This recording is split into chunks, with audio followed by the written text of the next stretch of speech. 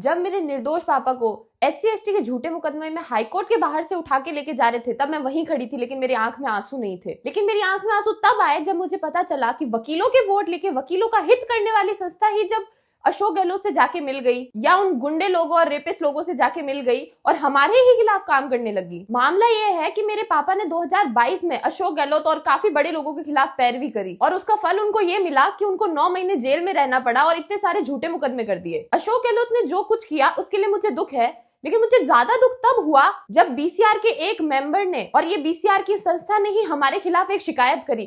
क्या शिकायत करी? कि मेरे पापा ने भ्रष्टाचार उजागर कर दिया जुडिशरी का, जो नहीं किया जाना चाहिए था। और सेकंड शिकायत ये की कि मेरे पापा ने वो पेंडिंग केसेस नहीं बताए जिनमें वो बरी हो चुके हैं। राजस्थान का हर एक वकील जानता है कि पेंडिंग क्रिमिनल प्रोसीडिंग में वो बरी वाले केस आते ही नहीं है। BCR ने सिर्फ मुद्दा बनाने के लिए और झूठा फंसाने के लिए सारा खेल किया था। हर एक वकील ये भी जानता है कि BCR इतना फर्जी आरोप किसी वकील पर कैसे लगा सकती, जबकि वो तो वकील के हित के लिए ही बनी है। अब आप ये भी जानिए कि BCR का एक सदस्य ही खुद ही कंप्लेंट करता है, खुद को कंप्लेंट करता है, खुद ही जांच करता है, खुद ही रिकमेंड करता है और खुद ही आदेश पारित कर देता है। और जब मैं और मेरी मम्मा BCR के सामने जाते हैं ये कहने के लिए कि मेरे पिताजी तो जेल में है, कम से कम उनको सुनने का मौका तो दीजिए, तो हमको बोलते हैं कि आप 20,000 रुपए लाएंगे तो हम इस बारे में सोचेंगे, और इस बात को आदेश में लिखते हैं। वकीलों के हित के लिए बनाई गई संस्था वकीलों के खिलाफ बनाई गई संस्था में कब तब्दील हो गई पता ही नहीं चला। जब मेरे पापा मुझे इस प्रोफेशन में ला रहे थे तब उन्होंने मुझे बताया था कि वकीलों की बहुत इज्जत होती है, वकीलों में बहुत एकता होती है।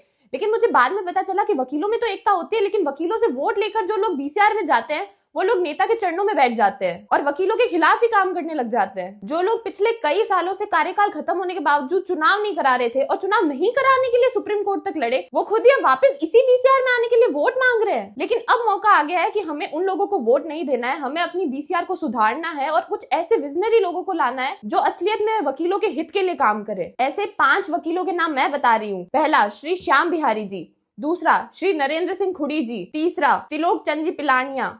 चौथा, माया मेघवाल जी।